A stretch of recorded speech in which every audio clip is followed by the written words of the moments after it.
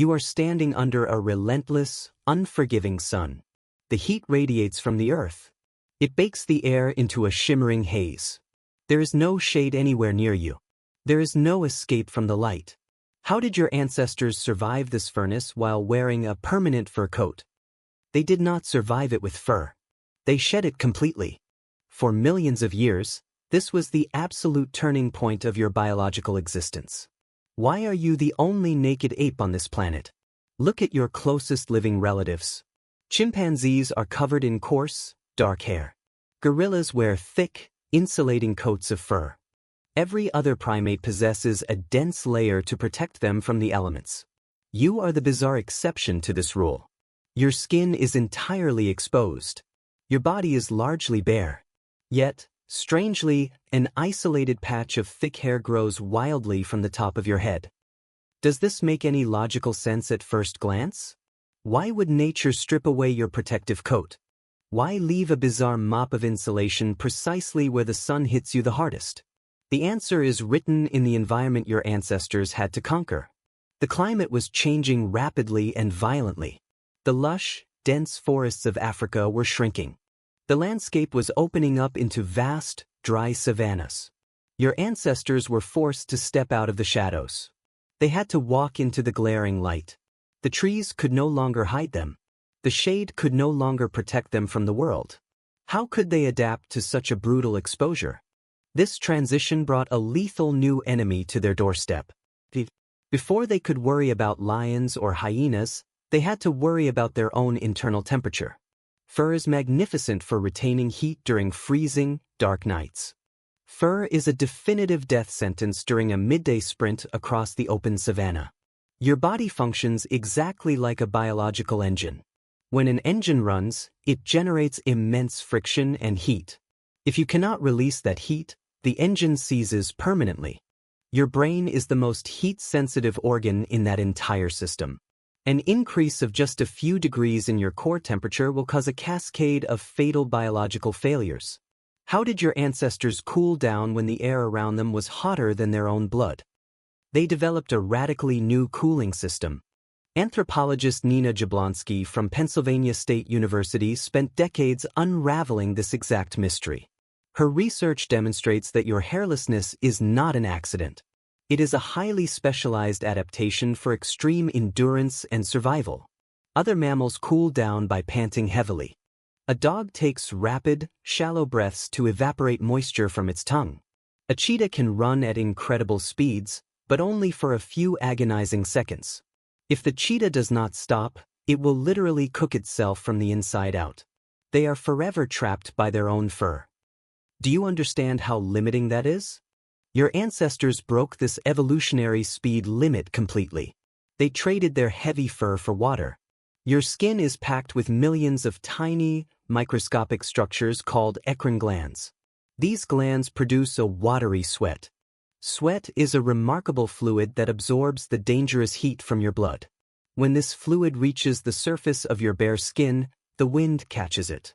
The water turns into an invisible vapor. This process of evaporation pulls the heat away from your body. It releases it into the atmosphere around you. You are a walking, breathing air conditioner. But this brilliant system only works if the air can actually touch your skin. If you are covered in dense fur, the sweat gets trapped immediately.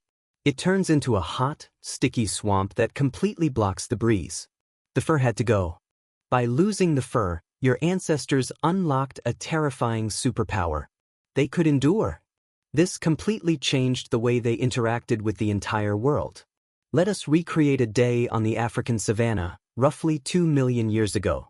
You are a member of an early human species, like Homo erectus. You are incredibly hungry.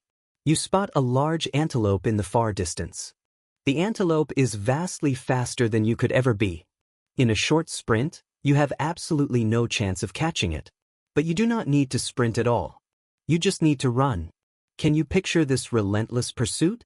The sun is at its absolute highest point in the clear sky. It is midday. Every other predator is sleeping in the shade.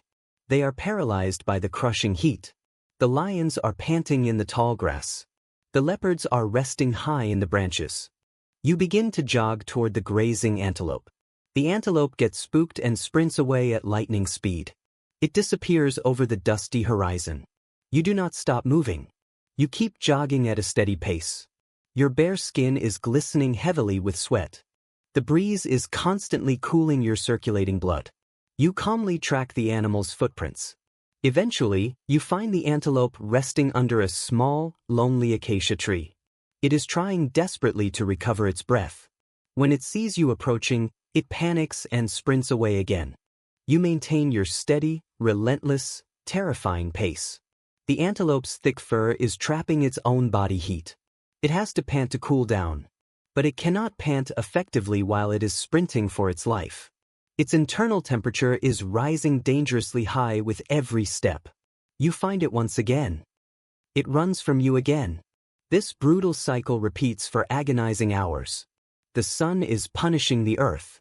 But your sweating skin radiates the lethal heat away. You are a slow, terrifying terminator. How could any animal escape this? Finally, the exhausted antelope collapses into the dirt. It has not died from your sharp weapons. It has died from severe heatstroke. Its biological engine has completely seized. You have successfully hunted not with speed, but with sweat. This brilliant strategy is known as persistence hunting. Daniel Lieberman, a paleoanthropologist at Harvard University, has extensively documented this evolutionary phenomenon. He calls it the endurance running hypothesis. Your naked skin allowed you to hunt in the absolute dead of day. You completely avoided competition from stronger, faster nocturnal predators. But this nakedness created a new, devastating vulnerability. Did you think the sun would just let you win? The sun emits powerful, destructive ultraviolet radiation. Without fur to block these piercing rays, your ancestors' skin was completely exposed. This led to massive cellular damage. Evolution had to compensate for this immediately. As your ancestors lost their hair, their skin began to produce high levels of melanin. Melanin is a dark, dense pigment. It acts as a natural biological sunscreen for your vulnerable cells. It absorbs the destructive radiation before it can shatter your precious DNA. Your earliest naked ancestors had deeply pigmented, dark skin. This beautifully protected their exposed bodies. But it left a glaring, dangerous problem. What about the top of the head? The sun beats directly down on the absolute crown of your skull. Your incredibly sensitive brain is sitting right beneath that thin bone. If the brain overheats even slightly, you die. This brings us to the most paradoxical part of your entire anatomy. Why keep the thick head hair? Evolutionary biologist Tina Lasisi conducted groundbreaking research to answer this specific question. She placed heated, sensor-laden mannequins in wind tunnels. She tested many different types of hair under artificial, punishing sunlight. Her findings revealed something absolutely spectacular. Does your hair serve a hidden purpose? Your head hair is not just a decorative evolutionary leftover. It is a highly engineered thermal shield. When the scorching sun hits your head, the hair absorbs the radiation. It acts as a physical barrier. It prevents the external heat from ever touching your sensitive scalp. But the mechanics get even more complex. Lasisi's rigorous research showed that tightly coiled, curly hair provides the absolute best protection. The tight curls create empty, microscopic pockets of air between the hair and the scalp. Air is a terrible conductor of heat. This thick layer of dead air insulates the scalp from the burning sun. It completely blocks the downward thermal radiation. Yet, it still allows the sweat on your scalp to evaporate freely. It cools the massive volume of blood flowing to your brain. Your ancestors kept the hair on their heads because it functioned as a built-in sun hat. It kept the delicate brain cool. Meanwhile, the hairless body efficiently cooled the rest of the working machine. The brilliant combination of a naked, sweating body and a shaded brain allowed your ancestors to evolve.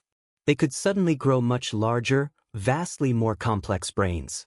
Your incredible modern intelligence is directly, biologically linked to your ability to stay cool. If they had never lost their heavy fur, the human brain could never have expanded. It would have constantly overheated under its own immense metabolic demand. But is heat the only reason you shed your coat? There is another fascinating piece to this ancient biological puzzle. Heat was not the only lethal enemy on the savanna. The tall grass was crawling with microscopic, silent assassins. This introduces a completely different, darker perspective on your nakedness. Evolutionary biologist Mark Pagel from the University of Reading proposes the parasite hypothesis. Think deeply about a dense, thick forest of animal fur. It is warm, dark, and perfectly protected from the wind. It is the ultimate breeding ground for ticks, fleas, lice, and mites. Have you ever considered how dangerous a tiny bug can be? These resilient creatures are called ectoparasites. They do not just bite and cause temporary itching. They transmit devastating, lethal diseases. A severe infestation of ticks can drain enough blood to weaken a large animal. The microscopic bacteria they carry can cause fatal, sweeping infections. As your ancient ancestors began to live in larger, more complex social groups, the danger multiplied. They lived in much closer physical contact. They slept closely together in the same dark caves. They huddled tightly together for shared warmth. In a densely furry population, a parasite infestation would spread rapidly. It would rage through the community like a devastating plague. By losing their thick fur, your ancestors destroyed the parasite's entire habitat. A naked body offers absolutely nowhere to hide. A dark tick trying to climb up a pale, hairless leg is easily spotted. It is immediately plucked off and crushed. Your ancestors spent hours meticulously grooming each other. They scanned the newly exposed skin for any unwanted passengers. Shedding the fur was actually a prehistoric public health measure. It allowed them to live in much larger, tighter communities. They could gather without succumbing to constant, deadly epidemics of insect-borne diseases. This physical change leads to a fascinating, permanent behavioral shift. Because they now lacked fur to keep warm at night, they had a massive problem. The African nights can be freezing. They had to urgently rely on something else to survive the dark. They mastered the creation of fire. They carefully took the thick skins of the animals they hunted. They draped these skins over their own freezing bodies. They began to wear clothing. They engineered primitive, warm shelters. Your nakedness forced you to become an intelligent inventor. You completely replaced your biological insulation with cultural insulation. You adapted to your harsh environment not by waiting for your body to change. You changed your technology instead. Do you see how your weakness became your greatest strength? This concept completely redefines your understanding of human evolution. You did not just passively react to the changing world. You actively manipulated it. Anthropologist Richard Lee spent years living with the Jew/Hoansi people of the Kalahari Desert in the 1960s. He observed their incredible endurance. He watched them track animals for days under the brutal sun. They used the exact same biological mechanisms your early ancestors did. Their naked, sweating skin allowed them to conquer a landscape that would kill most furry mammals in hours. They possessed an intimate, profound understanding of thermal regulation. They knew exactly when to rest. They knew exactly when to push their bodies to the absolute limit. Let us return to the mechanics of your skin. It is an evolutionary marvel. You have two main types of sweat glands. Apocrine glands are located in specific areas, like your armpits. They produce a thicker, oilier sweat. This is the type of sweat that most other mammals have. It is not very efficient for rapid cooling. But you are different. You are covered in millions of eccrine glands. These glands pump out massive volumes of mostly pure water. This watery sweat spreads quickly and evenly across your bare skin. It maximizes the surface area available for rapid evaporation. No other primate has this incredible density of eccrine glands. You are a biological anomaly. Think about the sheer volume of water you can lose during extreme exertion. A human running a marathon in the heat can sweat out several liters of water in just a few hours. This requires a massive, constant intake of fresh water. Your ancestors were tied to local water sources. They had to carefully memorize the landscape. They had to know exactly where the hidden springs and seasonal rivers were located. Their survival depended entirely on their ability to stay hydrated. The loss of fur made them the undisputed masters of heat. But it also made them vulnerable slaves to water. How far would you walk for a single drink? This profound reliance on water shaped human migration patterns. Early humans followed the rivers.